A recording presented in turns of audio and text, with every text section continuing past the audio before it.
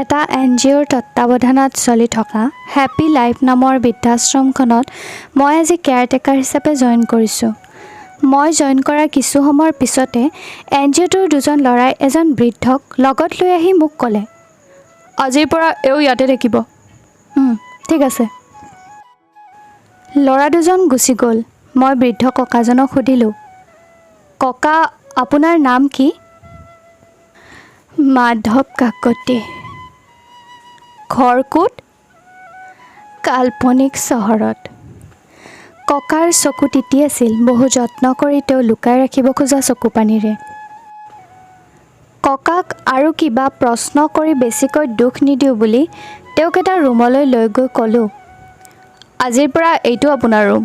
আপোনাৰ লগত আৰু এজন ককা থাকিব। তেওঁ চাগে এতিয়া ফুৰিবলৈ ওলাই গৈছে।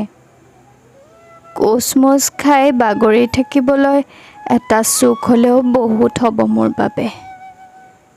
ইয়াত একেবাৰে আহল বহলকৈ থাকিব পাৰিব আপুনি। তেওঁ লুকাই ৰখা চকুপানীবোৰ লাহে লাহে স্পষ্ট হ'ব ধৰিছিল। মই তেওঁক জিৰণি ল'বলৈ অকলে এৰি ৰুমৰ পৰা ওলাই আহিলোঁ। ককাজনে কিয় আৰু কেনেকৈ আহি এই বৃদ্ধাশ্ৰম পালেহি সেয়া জানিবৰ মন গ'ল, কাৰণ দেখাত তেওঁ এখন ভাল ঘৰৰ মানুহ যেন লাগিল। ৩-৪ দিনমান তেওঁক কিবা সুধিবলৈ চেষ্টা কৰিলোঁ যদিও তেতিয়ালৈ তেওঁৰ চকু সেমেকিয়েই থকা দেখি একো নুসুধিলোঁ তেওঁক। প্ৰায় 10 দিনৰ পিছত আন দুজন ককাৰ লগত হাঁহি হাঁহি কথা পাতি থকা দেখি মই গৈ তেওঁক মাত লগালোঁ, ককা ভালনে? বোপাই ভালেই আছোঁ। ইয়াতচোন নতুন জীৱন এটা জীয়াবলৈ সুবিধা পাইছোঁ। সেইখিনিয়ে চেষ্টা কৰি আছোঁ ককা। আপোনালোকে যেন হাঁহি ধেমালিৰে সুখত সময়বোৰ পাৰ কৰিব পাৰে। এৰা আমাৰ ল'ৰাহঁতেও যদি এনেদৰে ভাবিলেহেঁতেন। মই সোধো নোসোধোকৈ তেওঁক সুধিলোঁ, আপোনাৰ ল'ৰা আছে তাৰমানে? আছে দুজনকৈ। ক'ত থাকেনো? কাল্পনিক চহৰতেই থাকে। হয় নেকি? পিছে কি কৰে সিহঁতে? এজন ব্যৱসায়িক আৰু ডাঙৰজন ডক্তৰ।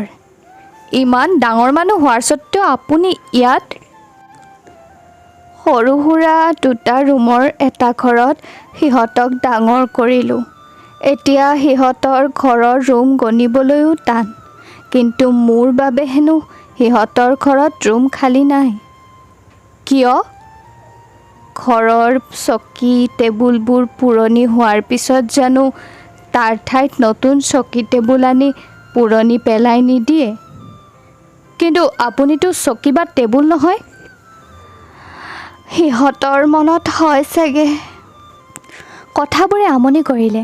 কিয় সেই সময়ত নিজৰ সন্তানটোৱে সঁহাৰি হ'ব নিবিচাৰে নিজৰ মাক দেউতাকৰ? অৱশ্যে এই প্ৰশ্নটোৰ উত্তৰ থাকিলে চাগে আজি বৃদ্ধাশ্ৰম নাথাকিলেহেঁতেন। ককাজনৰ লগত আপোন আপোন কিবা এটা অনুভৱ হ'ল। তেওঁৰ লগত বহু কথা পাতি সময়বোৰো পাৰ হ'ব ধৰিলে।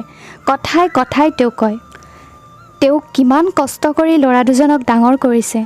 মাকবিহীন ল'ৰা দুজনক মাকৰ মৰম আৰু দেউতাকৰ দায়িত্ব দুয়োটা দিওঁতে তেওঁ কিমান যে হাবাথুৰি খাব লগা হৈছে।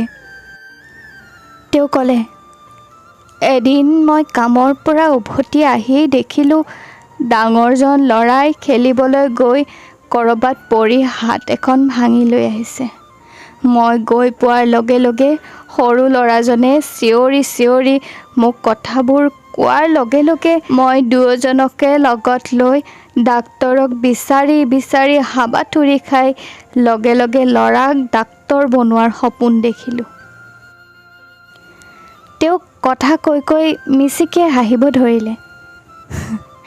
সপোনবোৰ দেখাৰ পিছত তীৰ্থকৈ উঠিলে কিমান যে ভাল লাগে সেয়া মোৰ ল'ৰাজন ডাক্তৰ হোৱাৰ সময়ত মই অনুভৱ কৰিছোঁ।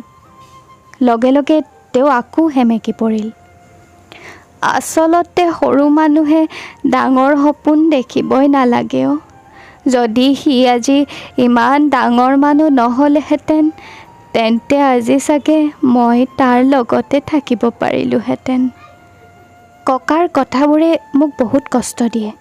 আমিবোৰে কেনেকৈ যে পাহৰি যাব পাৰোঁ মা দেউতাৰ কষ্টবোৰ কেনেকৈ জানো মাৰি পেলাব পাৰোঁ তেওঁলোকৰ মৰমবোৰক। কেতিয়াবা আকৌ নিজকে প্ৰশ্ন কৰোঁ, আমিয়েই জীৱশ্ৰেষ্ঠ মানুহনে? আমাতকৈচোন জন্তুবোৰহে ভাল। সিহঁতেতো নিজৰ পৰিয়ালক এৰি নিদিয়ে কেতিয়াও। অৱশ্যে আমি আমাৰ স্বাৰ্থৰ বাবে সিহঁতকো আঁতৰ কৰোঁ এজনক আনজনৰ পৰা। আমিয়েই শ্ৰেষ্ঠ জীৱ। চাওঁতে চাওঁতে 6 মাহ পাৰ হৈ গ'ল। বিদায় ল'বলৈ সময় হ'ল মোৰ হেপী লাইফ বৃদ্ধাশ্ৰমৰ পৰা। আজি মোৰ শেষ দিন এই আশ্ৰমত। ককাক এবাৰ মাত লগাই আহোঁ বুলি তেওঁৰ ৰুমলৈ গৈ দেখিলোঁ তেওঁ কোৱামতে ৰুমৰ চুকত থকা এখন সৰু বিচনাত তেওঁ পৰি থাকিল। লগত থকা ককাজনে ক'লে, বপাইও এওঁ গ'লগৈ আমাক এৰি চিৰদিনলৈ। আপোন কোনোবাক হেৰুৱাৰ বেদনাই বুকুত হেঁচা মাৰি ধৰিলে। ককাৰ দেহাটোৰ সৎকাৰ কৰি তেওঁক কোৱা এটা এটা কথা মনত লৈ মই বিদায় জনালোঁ আশ্ৰমখনক। ককাই হেনো যোৱাৰ সময়ত মোক বিচাৰিছিল আৰু কৈছিল, বপাই কবি তহঁতে, সি মোৰ একেবাৰে বুকুৰ আপোন হৈ পৰিছিল। মোৰ আশীৰ্বাদ সদায় থাকিব তাৰ লগত। আৰু কবি তাক আৰু কেতিয়াও লগ নাপাম মই। বৃদ্ধাশ্ৰমত আজি মোৰ শেষ দিন।